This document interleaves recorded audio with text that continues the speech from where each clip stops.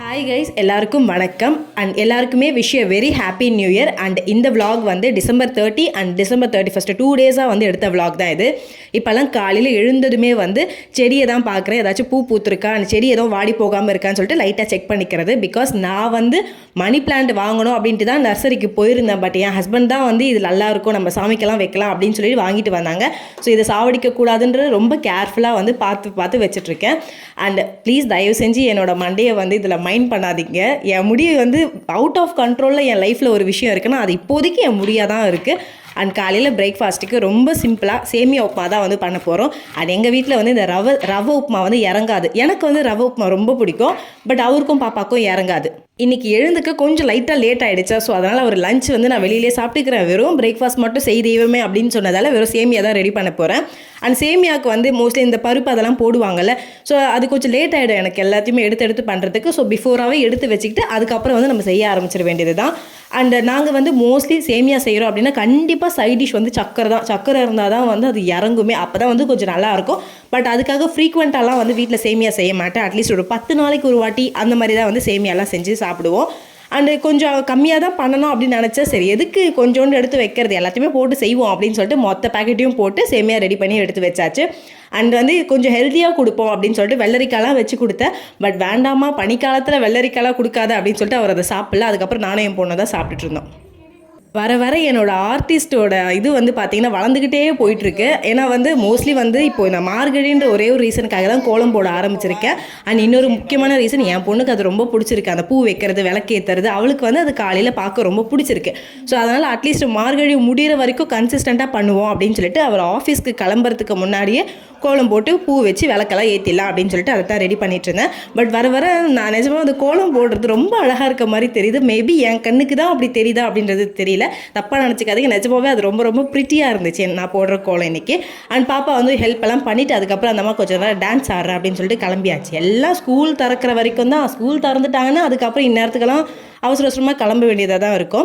And காலையில் பாதாம் சாப்பிட்ற ஹேபிட் வந்து இருக்குது. 3 பேருக்குமே வந்து ஷேர் பண்ணி சாப்பிடுவோம். பட் வந்து இப்போ ரீசன்ட் டைமாக வந்து பம்கின் சீட்ஸ் வந்து சாப்பிட்லாம் அப்படின்னு சொல்லிட்டு ரொம்ப கம்மியாக என் பொண்ணுக்கு, அப்புறம் எனக்கு, ஏன்னா அதில் கொஞ்சம் ஜிங்க் அதிகமாக இருக்குது. அட்லீஸ்ட் அதெல்லாம் சாப்பிட்டாது முடி ஏதாவது வளருதா பார்க்கலாம் அப்படின்னு சொல்லிட்டு இருக்கேன். அண்ட் அடுத்தது வந்து என்னென்னா விஷன் போர்டு தான் வந்து நம்ம இந்த வருஷம் ரெடி பண்ண போகிறோம். அதுக்கு முன்னாடி போன வருஷம் பண்ண விஷன் போர்டை நம்ம என்னெல்லாம் சாதிச்சிருக்கோம் அப்படின்றத பார்க்கலாம். இதுதான் என்னுடைய 2025 விஷன் போர்டு. ஃபஸ்ட்டு விஷயம் 100K வரும் பார்த்திங்கன்னா, சில்வர் பட்டன், அது இன்னும் வரல. அண்ட் ரெண்டாவது வந்து ட்ராவல் வந்து ஏரோப்ளைனில் போகலை அப்படின்னாலுமே அதிகமாக வந்து இந்த வருஷம் ஃபுல்லாக ஜாலியாக வெளில சுற்றிட்டு இருந்தோம். அடுத்தது வந்து ஒர்க்கு, அது இருக்குது. அடுத்தது கார், அதுவுமே ப்ராசஸ் ஆகிட்டு இருக்கு. அடுத்தது ஹெல்தி ஈட்டிங் நான் ஹெல்தி ஈட்டிங் ரெண்டுமே மிக்ஸ் ஆகி இந்த வருஷம் போச்சு. அண்ட் ஃபேமிலி டைம் நிஜமாவே நல்லா இருந்துச்சு. அண்ட் ஜுவல்ஸ் வந்து எடுத்தேன். அதுக்கப்புறம் ஹேர் வந்து நான் அதை சொல்லவே விரும்பலை. அடுத்தது வீடு, லேப்டாப், வாட்ச், அதுவுமே வந்து ப்ராசஸிங்கில் இருக்குது, நடக்கும் அப்படின்ற ஒரு நம்பிக்கை இருக்குது. அண்ட் இந்த வருஷமும் வந்து நான் போட்டிருக்க லிஸ்ட்டு வந்து ரொம்ப அதிகமாக இருக்குது. அதுக்கு வந்து நான் வந்து ஒரு போர்டில் ஒட்டணும்னு நினச்சதில் அந்த போர்டு ரொம்ப குட்டியாகிடுச்சு. ஸோ அதனால் வந்து இமேஜஸ் எல்லாத்தையுமே குட்டி குட்டியாக கட் பண்ணி எல்லாத்தையுமே மிஸ் பண்ணாமல் ஒட்டிடணும் அப்படின்னு சொல்லிட்டு அழகாக ஒட்டிட்டு என் கண்ணில் படுற இடமா பார்த்து மாட்டி வைக்கலாம் அப்படின்னு சொல்லிட்டு இருக்கேன். இப்போ இந்த விஷன் போர்டில் ஒட்டியிருக்கிற எல்லாமே இந்த வருஷம் சாதிச்சிருவியா அப்படின்னு கேட்டிங்கன்னா கிடையாது, தெரியாது.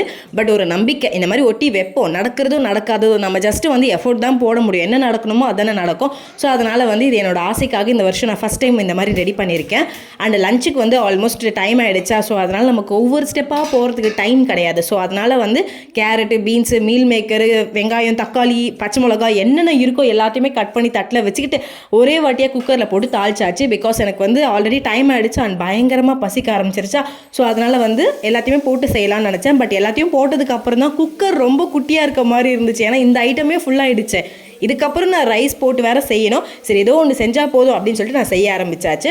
அண்ட் நீங்களுமே விஷன் போர்டு ரெடி பண்ணலை அப்படின்னா அது வந்து கண்டிப்பாக ரெடி பண்ணணும்னு அவசியம் கிடையாதுங்க. நானுமே இதுக்கு முன்னாடி என்ன பண்ணுவேன்னா டைரியில் எழுதுவேன், இந்த வருஷம் இதெல்லாம் பண்ணணும் அப்படின்னு சொல்லிட்டு ஒரு லிஸ்ட்டு மாதிரி எழுதுவேன். அட்லீஸ்ட் அது மாதிரி பண்ணலாம். அடுத்தது இந்த கேன்வா ஆப்லாம் இருக்குல்ல, அதை வச்சு நம்ம டிஜிட்டலி கூட ரெடி பண்ணிக்கலாம். பிகாஸ் நமக்கு வீட்டில் மாட்டுறதுக்கு எனக்கு விருப்பம் இல்லை அப்படின்னா நீங்கள் அதை பண்ணலாம். மூணாவது இந்த மாதிரி பண்ணாலும் பண்ணலாம். பட் என்னென்னா பின்இன்ட்ரெஸ்ட்டில் நிறைய இமேஜஸ் இருக்கும். அதில் இப்போ ஃபார் எக்ஸாம்பிள் எனக்கு வந்து அடுத்த வருஷம் வந்து கார் வாங்கணும் அப்படின்னா பின்இன்ட்ரெஸ்ட்டில் நீங்கள் ஆசைப்படுற கார் இருக்கோல, அந்த இமேஜை சேவ் பண்ணிக்கிட்டு அதை வந்து நீங்கள் ரெஃபரன்ஸாக யூஸ் பண்ணிக்கலாம். அண்ட் மத்தியானம் லஞ்செல்லாம் ஃபுல்லாக ரெடி பண்ணிவிட்டு அதுக்கப்புறம் சூப்பராக விளக்கு ஏற்றிட்டு அதுக்கப்புறம் நிம்மதியாக உட்காந்து சாப்பிட்டோங்க. அது என்னமோ தெரியல, வாழ்க்கையில் அந்த சோறு சாப்பிட்ற டைம் மட்டும்தான் எனக்கு ரொம்ப பிடிச்சிருக்கு. மற்ற எந்த டைமுமே எனக்கு சுத்தமாக பிடிக்க மாட்டேங்குது. அந்த பாப்பா வந்து விபூதி வச்சுட்டு நான் உனக்கு அடிக்கிறேன் பாரு பட்டை அப்படின்னு சொல்லிட்டு அவள் தான் நான் வைப்பேன் அப்படின்னு சொல்லிட்டு வச்சுட்டு இருந்தா. அண்ட் பாப்பாக்கு இன்னும் ஒரு 4-5 நாளில் வந்து ஸ்கூல் திரும்ப ஓப்பன் பண்ணிவிடுவாங்க. அதுக்கப்புறம் திரும்ப ஒரு ரொட்டீன் மாதிரி இருக்கும். திரும்ப ஒரு 5 நாள் திரும்ப பொங்கல் வந்துடும். அதுதான் வந்து கொஞ்சம் கடுப்பாக இருக்குது. எவ்வளோ தான் லீவ் விடுவீங்கன்ற மாதிரி இருக்குது. ஸ்கூல் வச்சா கண்டினியூவாக ஸ்கூல் வைக்கணும். ஏதோ மாதத்துக்கு 2 நாள் லீவ் விடுறாங்கன்னா பரவாயில்ல, வாரம் வாரம் லீவ் விடுறாங்க, அதான் கொஞ்சம் எரிச்சலாக இருக்குது. அண்ட் மத்தியானம் லஞ்சுக்கு வந்து சாப்பிட்றப்ப ஏதாச்சும் கூட வந்து சைட் டிஷ்ஷாக எடுத்துக்கலாம் அப்படின்னு சொல்லிட்டு குக்கும்பர் காலைல சாப்பிட்டோம்ல அதே மிச்சம் இருந்துச்சு, அதை தான் வந்து எடுத்து வச்சு சாப்பிட்டுட்டு இருந்தோம். மோஸ்ட்லி வந்து அவர் ஆஃபீஸ்க்கு வந்து லஞ்ச் கொண்டு போகலை அப்படின்னா நாங்கள் மத்தியானத்துக்கு கொஞ்சம் சிம்பிளாக ஆஸ் வெல் அஸ் ஹெல்த்தியாக ஏதாவது காய் சாதம், மேக்ஸிமம் காய் இருக்கணும், அப்படி தான் வந்து சாப்பிடுவோம். அண்ட் இது வந்து next day morning, next day வந்து புதன்கிழமை காலையில் எடுத்த vlog தான் இது. அண்ட் இது வந்து 31st மார்னிங் வந்து எடுத்த vlog தான் இது. காலையில் ஒரு 7 மணி மாதிரி எழுந்துச்சிருப்போம் அப்படின்னு நான் நினைக்கிறேன். அண்ட் காலையில் எழுந்ததுமே வந்து இன்னிலேருந்து நம்ம ஏதாவது ஒரு புது பழக்கத்தை வந்து கொண்டு வரணும். இனிமேல் காலையில் கொஞ்சம் நேரமாச்சும் வாக் பண்ணணும். இந்த நியூ இயர் வந்துருச்சு அப்படின்றதுக்காக ஓவர் நைட்டில் திருந்திடல. நானும் ரொம்ப நாளாக ஏதாச்சும் ஒரு ஆக்டிவிட்டி பண்ணணும்னு நினச்சிக்கிட்டே இருந்தேன். அட்லீஸ்ட் இப்போயாவது அதை பண்ணுவோம் அப்படின்னு சொல்லிட்டு டெய்லி ஒரு 10லேருந்து 15 நிமிஷமாச்சும் மொட்டை மாடிக்கு போய் வாக் பண்ணலாம் அப்படின்னு சொல்லிட்டு இருக்கேன். அதுக்கு முன்னாடி செடிக்கெல்லாம் வந்து தண்ணி ஊற்றிடலாம் அப்படின்னு சொல்லிட்டு அதை தான் பண்ணிட்டு இருந்தேன். ஆக்சுவலி வாங்க போனது மணி பிளான்ட்டு.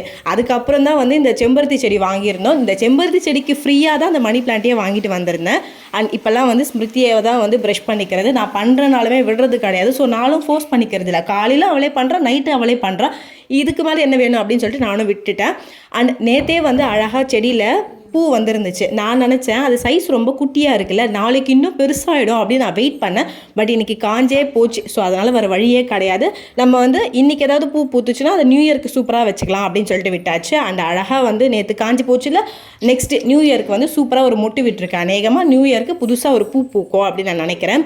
அண்ட் மணி வந்து 8 ஆகிடுச்சுங்க. இருந்தாலும் கொஞ்சம் கூட வெயில் அடிக்கவே கிடையாது. ஸோ அதனால் அவர்கிட்ட சொல்லிவிட்டு நாங்கள் மேலே போய் வாக்கிங் பண்ணியே தீருவோம் அப்படின்னு சொல்லிட்டு அம்மா பொண்ணு ஜாலியாக வந்து வாக்கிங் பண்ண ஆரம்பித்தாச்சு. அண்ட் வீட்டில் மேலேயுமே வந்து நிறைய செடி இருக்கும். பட் இந்த செடிக்கும் எனக்கும் எந்த ஒரு சம்மந்தமே கிடையாது. இது எதிர் வீட்டில் இருக்கிறவங்க வச்சது. அவங்க கொஞ்சம் ஊர் போயிருக்கிறதால என்கிட்ட ரெக்வஸ்ட் பண்ணி கேட்டுக்கிட்டாங்க, தயவு செஞ்சு அந்த செடி கொஞ்சம் தண்ணி ஊற்றிடுமா அப்படின்ட்டு. ஸோ அதனால் என் பொண்ணு தான் வந்து அழகாக உட்காந்து தண்ணி ஊற்றிட்டு இருந்தா. பிகாஸ் அவள் எப்படி இருந்தாலும் வாக் பண்ண போகிறது இல்லை, அட்லீஸ்ட் எதையாவது பண்ணட்டும் அப்படின்னு சொல்லிட்டு அவள் தான் வந்து கொஞ்சம் கொஞ்சமாக தண்ணி எடுத்து வந்து அழகாக ஊற்றிட்டு இருந்தா. 8 மணிக்கு மேலே போயோனா கூட கொஞ்சம் கூட வெயில் அடிக்கல. இந்நேரத்துக்கெல்லாம் எவ்வளோ வெயில் அடிக்கும் தெரியுமா? பட் என்னென்னா சூரியனை இன்னும் காணும், யாருக்குமே பொறுப்பு கிடையாது அப்படின்னு சொல்லிட்டு நானும் என் பொண்ணும் மட்டும் பொறுப்பாக வந்து ஒரு கொஞ்சம் நேரம் வாக்கிங்கெல்லாம் போயிட்டு அதுக்கப்புறம் கிளம்பியாச்சு. அண்ட் நீங்கள் என்ன இடிச்சிக்க போகிறாங்கன்ட்டு அவ்வளோ குனிஞ்சு கேர்ஃபுல்லாக போயிட்டுருக்கான்றது எனக்குமே தெரியல. அண்ட் கீழே போய் பார்த்தா என் ஹஸ்பண்ட் இன்னும் தூங்கிட்டு தான் இருந்தார். ஸோ அவரை டிஸ்டர்ப் பண்ணாமல் நானும் என் பொண்ணும் கோலத்தை மாற்றுவோம் அப்படின்னு சொல்லிட்டு அதை தான் வந்து பண்ணிட்டு இருந்தோம். அண்ட் டெய்லி புது கோலமாக போடுறப்ப வந்து எனக்குமே இன்ட்ரெஸ்ட்டாக இருக்குது. இன்றைக்கி என்ன போடலாம், நாளைக்கு என்ன போடலாம் அப்படின்னு சொல்லிட்டு. அண்ட் பாப்பா தான் வந்து இந்த பூ எடுக்கிறது, பூவை மாற்றுறது, அந்த வேலை எல்லாமே பார்த்துக்கிறது. அண்ட் எனக்கு ஒரு ப்ராப்ளம் என்னென்னா, எது பண்ணாலும் நானும் பண்ணுறேன்னு கேட்குறேன். கோலம் போடுறேன்னா நானும் கோலம் போடுறேன், விளக்கேற்றுறேன்னா நானும் விளக்கேற்றுறேன், சமைக்கிறேன்னா நானும் சமைக்கிறேன். எல்லாத்துக்குமே வந்து வந்துடுறா இப்போல்லாம் வந்து. அண்ட் எப்படா ஸ்கூல் திறப்பீங்கன்ற மாதிரி தான் இருந்துச்சு. அண்ட் நம்ம நார்மலாகவே பெருசாலாம் நமக்கு கோலம் போட தெரியாது. பட் அதுலேயுமே இந்த புள்ளி கோலம் போடணுன்ட்டு ஒரு ஆசை. ஸோ அதனால் வந்து அழகாக நோட்டில் காப்பி பண்ணி வச்சுருக்கேன். ஸோ அதை பார்த்து அப்படியே கட் காப்பி பேஸ்ட் தான் வந்து பண்ண போகிறேன். அண்டு கல்யாணத்துக்கு முன்னாடி இந்த நியூ இயர்லாம் வந்துட்டால் எங்கள் வீட்டில் கோலம் போடுறது யாருன்னா என் தங்கச்சி போடுவா, எங்கள் அம்மா போடுவாங்க. நான் அந்த பக்கம்லாம் போக மாட்டேன். எங்கள் அப்பா அப்போவே சொல்லுவார், பேசிக்காக ஏதாவது கோலம் போட கற்றுக்கோ, இல்லைனா ஃப்யூச்சரில் ரொம்ப கஷ்டப்படுவேன்னு சொல்லுவார். அதெல்லாம் நோ டேடி, நான் எல்லாத்துக்குமே வந்து ஆள் வச்சுருவேன் அப்படின்னு. பட் இப்போ தான் வந்து அதோட அருமை புரியுது. பட் பரவாயில்ல, நம்ம வருஷத்தில் ஒரே ஒரு மாதம் தானே கோலம் போடுறோம், அதனால் ஒன்றும் பிரச்சனை கிடையாது அப்படின்னு சொல்லிட்டு அழகாக வந்து கோலம் போட்டுட்டு 2 பக்கமும் விளக்கேற்றியாச்சு. பட் அன்றைக்கி வந்து ரொம்ப காற்றடிச்சிட்டே இருந்துச்சா, ஸோ ஒரு பக்கம் வந்து விளக்கு அணைஞ்சிக்கிட்டே இருந்துச்சு. ஸோ ஒரே பக்கமாக வச்சுட்டு ஊதுவத்தி அதெல்லாம் ஏற்றி வச்சுட்டு நம்ம வந்து அடுத்தது நம்ம பிரேக்ஃபாஸ்ட் வேலையை தான் பார்க்க போயாச்சு. என்னதான் ஸ்கூல் திறக்காதது ஒரு பக்கம் ரொம்ப கடுப்பாக இருந்ததாலும், பட் பாப்பா முடிஞ்ச வரைக்கும் எனக்கு ஹெல்ப் பண்ணிட்டு தான் இருப்பாள். நான் இந்த பக்கம் வந்து காலையில் பிரேக்ஃபாஸ்ட்டுக்கு ரெடி பண்ணுறப்ப அவள் வந்து இந்த மிஷினில் துணி போடுறது அது எல்லாமே பண்ணிகிட்ருப்பாள். ரெகுலராலாம் பண்ண மாட்டாள், அவளுக்காக தோணுச்சுன்னா பண்ணுவாள். ஸோ நானுமே வந்து எதுவும் சொல்ல மாட்டேன். அந்த டைமில் நான் இந்த ஆல்ரெடி வாஷ் பண்ண சாமான்லாம் இருக்கும்ல, அதெல்லாமே எடுத்து வச்சுட்டு இருந்தேன். அடுத்த வருஷமாவது வந்து இந்த கிச்சனில் இருக்க சாமான்களெல்லாம் கொஞ்சமாச்சும் குறைக்கணும் அப்படின்னு நான் நினைக்கிறேன். ஏதோ நிறைய சாமான் வச்சுட்டு இருக்க மாதிரி இருக்கேன். வீட்டில் 3 பேர் தான் இருக்கும். பட் என்னமோ 4-5 பேர் சேர்ந்து கொடுத்துட்டு நடத்துகிற மாதிரி அவ்வளோ சாமான் சேர்த்து வச்சுட்ருக்கேன் நான் கிச்சனில். அண்ட் லாட் ஆஃப் டப்பா வந்து என்னோடய கிச்சனில் இருக்குது. அதுக்கு மெயினான ரீசன் என்னென்னா, எப்போல்லாம் மாமியார் வீட்டுக்கு போகிறோம் அங்கே இருக்க டப்பாவங்களாம் தூக்கிட்டு வந்துடுறது, திரும்ப இங்கேயே சேவ் பண்ணிக்கிறது. ஸோ ஈச் டைம் இதே தான் நடக்கும். ரிட்டன் கொடுக்கறதே கிடையாது. நம்மக்கிட்ட வந்து 1 வே தான், கொடுத்தீங்கன்னா திரும்ப ரிட்டன்லாம் வராது. அண்ட் ஃபஸ்ட்டு வேலையாக வந்து கிச்சன் கேஸ்கெட்லாம் ஃபுல்லாக க்ளீன் பண்ணியாச்சு. என்னமோ அது கொஞ்சம் மெஸ்ஸியாக இருந்தால் கூட ஒரு மாதிரி இருக்குமா, ஸோ அதனால் காலையில் நான் எப்படி க்ளீன் பண்ணுவேன்னு பார்த்தீங்கன்னா விம் லிக்விட் இருக்குல்ல, அது லைட்டாக வந்து ஸ்க்ரப் பண்ணிவிட்டு அதுக்கப்புறம் லைட்டாக வைப் பண்ணிவிட்டு அதுக்கப்புறம் கொஞ்சம் பளபளன்னு இருக்கணும் அப்படின்னு சொல்லிட்டு காலின் லிக்விட் இருக்குல்ல, அதை ஸ்ப்ரே பண்ணிவிட்டு லைட்டாக தொடச்சி விட்டுருவேன். அவ்வளோதான். இப்படி பண்ணாலே வந்து எனக்கு க்ளீனாக இருக்க மாதிரி இருக்கும். வாரத்துக்கு ஒரு நாள் இந்த மாதிரி வந்து துடைப்பேன். அண்ட் மோஸ்ட்லி வந்து லாகின் பண்ணுறதுக்கு முன்னாடி என்னென்ன பண்ண முடியுமோ எல்லா வேலையும் முடிச்சிட்டோன்னு வச்சுக்கோங்களேன். அதுக்கப்புறம் வந்து நமக்கு நிறைய பிரேக் எடுக்கிற மாதிரியும் இருக்காது, கரெக்டாக இருக்கும் அப்படின்னு சொல்லிட்டு. பட் நான் அன்றைக்கி வந்து பன்னீர் கிரேவி பண்ணலாம் அப்படின்னு நினச்சேன். சப்பாத்தி பன்னீர் கிரேவி. எனக்கு தெரிஞ்சு இந்த ஆணியை நான் பிடுங்காமலே இருக்கலான்ற அளவுக்கு ரொம்ப கடுப்பாக இருந்துச்சு. ஏன்னா நான் வந்து பன்னீர் பட்டர் மசாலா மாதிரி பண்ணணும்னு நினச்சேன். பட் வீட்டில் முந்திரி கிடையாது, அதை மறந்துட்டேன். சரின்னு பாதாம் தான் ஊற வச்சு பண்ணேன். பட் நான் இதுக்கு முன்னாடியும் பண்ணியிருக்கேன். பன்னீர் கிரேவி பண்ணுறப்ப எனக்கே அந்த டேஸ்ட் அந்தளவுக்கு சாட்டிஸ்ஃபைடாக இருந்தது கிடையாது. பட் பன்னீர் ஹெல்தி, அது ஒரே காரணத்துக்காக தான் அதை செஞ்சுட்டு இருந்தேன். பட் இது எல்லாத்தையுமே பண்ணிவிட்டு பேரெலாம் சப்பாத்தி மாவு பிசையவும் எனக்கு டைம் ஆகிடுச்சு. பட் கடைசியில் என் ஹஸ்பண்டு எனக்கு சப்பாத்தி வேண்டாம் தெய்வமே எனக்கு தோசையை ஊற்றி கொடுத்துரு அப்படின்ட்டாங்க. அவ்வளோ கடுப்பாக இருந்துச்சு. பட் வேறு ஆப்ஷனே கிடையாது. சரி தோசையை ஊற்றலாம் அப்படின்னு சொல்லிட்டு அதையே பண்ணியாச்சு. அண்ட் காலையில் பிரேக்ஃபாஸ்ட் ரெடி பண்ணுறப்பவே நான் பார்த்தேன் எண்ணெய் வந்து ரொம்ப கம்மியாக இருந்துச்சு. சரி சமாளிச்சிடலாம், பிரேக்ஃபாஸ்ட் வரைக்கும் பண்ணிவிட்டு அதுக்கப்புறம் நம்ம வந்து புதுசாக எண்ணெயை ஊற்றி வைக்கலாம் அப்படின்னு சொல்லிட்டு அப்படியே வந்து நான் பண்ண ஆரம்பிச்சிட்டேன். ஃபஸ்ட்டு வந்து பன்னீரை வந்து நல்லா குட்டி குட்டியாக கட் பண்ணிவிட்டு அதுக்கப்புறம் வந்து இந்த மசாலா ஐட்டம்ஸ் எல்லாம் போட்டுட்டு மேரினேட் பண்ணி கூட கொஞ்சம் அரிசி மாவு, எந்த ப்ராசஸும் தெரியாது, என்னென்ன கையில் கிடைக்குது எல்லாத்தையுமே சேர்த்து பண்ணுவோம் அப்படின்னு சொல்லிட்டு இதைத்தான் வந்து ரெடி பண்ணிகிட்டு இருந்தேன். அண்ட் கூடவே வந்து சப்பாத்திக்குமே வந்து மாவு ரெடி பண்ணியாச்சு. இதுக்கு முன்னாடியெல்லாம் சப்பாத்திக்கு எண்ணெய் போட்டு பிசைவேன். பட் இப்போ ரீசன்ட் டைமில் நெய் ஊற்றி பிசைஞ்சால் கொஞ்சம் சாஃப்டாக இருக்குது. ஸோ அதனால் இப்போதைக்கு நான் அதை தான் வந்து ஃபாலோ பண்ணிகிட்ருக்கேன். நான் இந்த பன்னீர் கிரேவி பண்ணுறதுக்காக யூடியூப்பில் நிறைய வீடியோஸ் பார்த்தேன். பட் என்னமோ எல்லாத்துலேயுமே நிறைய எண்ணெய் நிறைய பட்டர் ஊற்றின மாதிரி இருந்துச்சு. ஸோ அது எனக்கு பிடிக்கவும் கிடையாது. பன்னீர் ஹெல்தின்றதுக்காக தான் செய்கிறேன், அதில் இவ்வளோ எண்ணெய் ஊற்றுறது வேஸ்ட் இல்லைன்ற மாதிரி தோணுச்சு. ஸோ அதனால் எனக்கு என்ன தோணுதோ அதுக்கேற்ற மாதிரி பண்ணிக்கலான்னு பண்ணியாச்சு. அண்ட் பன்னீர் கிரேவி வரைக்கும் எண்ணெய் இருந்துச்சுங்க. அதுக்கப்புறம் எண்ணெய் சுத்தமாக காலி ஆகிடுச்சு. கிட்டத்தட்ட நான் 3 கிளாஸ் இது வச்சுருப்பேன். அந்த 3துலேயுமே கொஞ்சம் கொஞ்சம் எண்ணெய் இருந்துச்சு. அதை வச்சு தோசை ஊற்றியாச்சு. இதுக்கு மேலே சமாளிக்க முடியாது அப்படின்னு சொல்லிட்டு ஒரு பேக்கெட் எண்ணெயை எடுத்து 3 இதுலேயுமே ஊற்றி வச்சாச்சு. ஆக்சுவலி எனக்கு ஒரு மாதத்துக்கு 1 லிட்டர் மேபி 1.5 லிட்டர் ஆகுமான்றது எனக்கு எக்ஸாக்டாக தெரியல. மோஸ்ட்லி 1 லிட்டர்லேயே வந்து முடிஞ்சிடும் எனக்கு. ஏன்னா நிறையா வந்து இந்த இதுதான் செஞ்சுட்ருப்பேன். இட்லி செய்கிறது அப்படி தான் செய்வேன். ரொம்ப எண்ணெய் ஊற்றியும் செய்ய மாட்டேன்.